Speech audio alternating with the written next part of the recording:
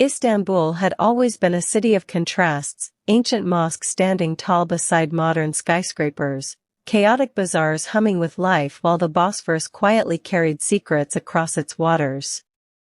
For Barış, the city wasn't just home, it was a reminder of everything he'd built, everything he'd lost, and everything he was still searching for.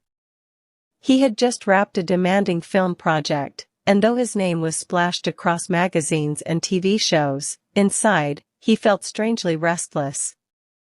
Fame wasn't new, but the loneliness that trailed behind it gnawed at him more each day. That evening, seeking quiet, Barış slipped into a small art cafe in Karaköy. The walls were covered in oil paintings, soft blues, fiery oranges, portraits of unknown faces. He ordered a dark Turkish coffee and sat by the window, and then she walked in. Elçin. Not the actress the public adored, not the star from posters, but a woman who looked like she was carrying entire galaxies in her eyes. Her auburn hair framed her face as she tucked a strand behind her ear, scanning the cafe for an empty table. Fate, mischievous as always, led her gaze directly to Barış. For a second, neither of them moved. Recognition sparked, but this was different. Not red carpet greetings, not staged interviews. Something raw. Something human. "Mind if I join?" she asked, her voice soft yet confident. Barış gestured to the chair. "Only if you promise not to outshine the paintings." Her laughter spilled like sunlight into the room. They spoke like old friends who had been separated by centuries. About books they never finished, cities they wanted to escape to, and the heavy price of always being seen but rarely understood. "Do you ever feel," Elçin asked, stirring sugar into her coffee, "that people know your face but not your soul?" "All the time," Barış admitted. "Sometimes I wonder if I even know my own soul anymore." Her eyes softened. "Maybe that's why we're meant to meet people who remind us." It was strange, hours flew by, yet neither wanted the night to end. The cafe owner had to gently announce closing time, but before leaving, Elçin scribbled her number on the napkin. "Don't let this be another unfinished story," she teased.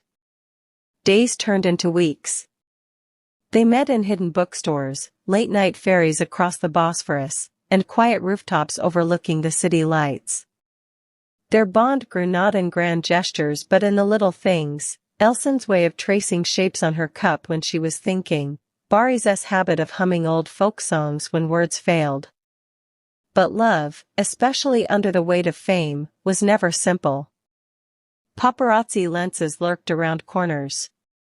Rumors spread like wildfire, twisting truth into entertainment. One evening, after tabloids published photos of them together, Elçin showed up at Barış's flat, her face pale. "They'll ruin us," she whispered. "They'll turn something real into a circus." Barış took her hands gently. "Then let them talk. As long as we know what's real." For the first time in years, he meant every word. Just as their hearts aligned, life tested them. Barış was offered a role abroad, 6 months in Italy, a career-defining chance. Elçin, meanwhile, had signed on to a theater project that demanded her entire soul in Istanbul. "You should take it," she urged one night, sitting under the flicker of streetlights. "Don't throw away your dream for me." "But what if you are my dream?" he replied, his voice breaking. Silence pressed between them, heavy and unrelenting. Love was strong, but distance had a way of reshaping hearts. They promised to try. To write, to call, to visit. But deep down, both feared that even the strongest love could dissolve in the spaces between.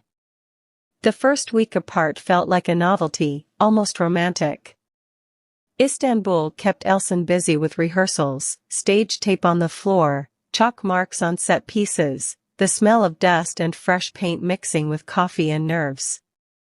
In Rome, then Florence, then a seaside town that felt like it had been sketched in pencil and left for the sun to color, Barış woke before dawn for call times that blurred into sunsets. They learned each other in fragments. Voice notes before sleep. Photos of ceilings in different cities. Screenshots of missed calls lined up like beads on a string. "Tell me what the sea looked like today," she'd whisper into the recorder, the stage lights dimming behind her as the crew packed up. He'd answer at 4 a.m., his voice quiet so as not to wake the hotel hallway. Like silver cloth somebody shook out of a trunk. And there was a lighthouse, stubby, stubborn, like it knew storms by their first names. He sent postcards he never had time to stamp, blurry sketches of piazzas, a watercolor of lemon trees, tucked into a notebook with the promise he'd hand them to her himself. She sent him folded playbills with the corners soft from her hands, lines circled in red, a coffee ring touching the name of her character as if blessing it. It worked until it didn't. The Thursday before her preview, the tabloids found him. They always did. A photo of Barış on the deck of a rented boat, script in one hand, a co-star leaning over his shoulder to point at a line. In the frame, it looked intimate. The caption wrote the story for them. Elçin didn't call. She watched the image in the glow of her dressing room mirror, her reflection ghosted beneath the headline. The first time she looked away, the room came rushing back, the bouquet from the director, a chipped mug of tea, a note in Barış's handwriting taped to the mirror, "Proud of you. Break a leg, but not literally." She laughed despite herself, then hated that she had. He called twice. The first rang through. The second she silenced and turned the phone face down like a sleeping bird. When she finally picked up hours later, her voice was careful. "How was the scene?" He heard the filter, like glass between them. "Rain rigs, slippery deck, too many cameras. I want to fight with a jellyfish." "And the boat?" There it was. A question dressed as small talk. Location for a scene. Julia was explaining how the Italian dialogue lands. She leans in when she's excited. He paused. "I should have warned you about the set photos." "I'm not jealous," she lied. "I didn't say you were." The silence was new. Not the easy, shared kind. The kind that made you aware of your breathing. He exhaled. "Come for the weekend. Flights are short, I'll clear the schedule for 48 hours. We can forget cameras exist."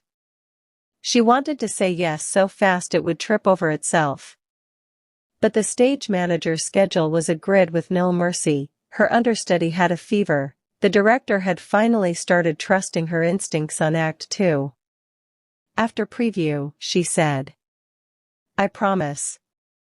"Okay," he said, and meant it, but a sliver of winter slid under the door. On preview night, she arrived at the theater early. The lobby smelled like oranges and wet umbrellas. She stood center stage under work lights and listened to the building breathe, the rafters creaking, the curtains shivering when someone crossed backstage. She pressed 2 fingers to her ribs where her nerves lived and whispered, "Be kind," though she didn't know if she was asking the house or the night. At half hour, her phone buzzed. A photo. The stubby lighthouse, rough as a fist, its beam cutting through a violet dawn. For opening night. "If the sea can find the shore in the dark, we can find each other." She typed, deleted, typed again. "Break a leg, sailor." Sent a heart she worried was too earnest. Then she slipped the phone into her bag and became someone else for 2 hours.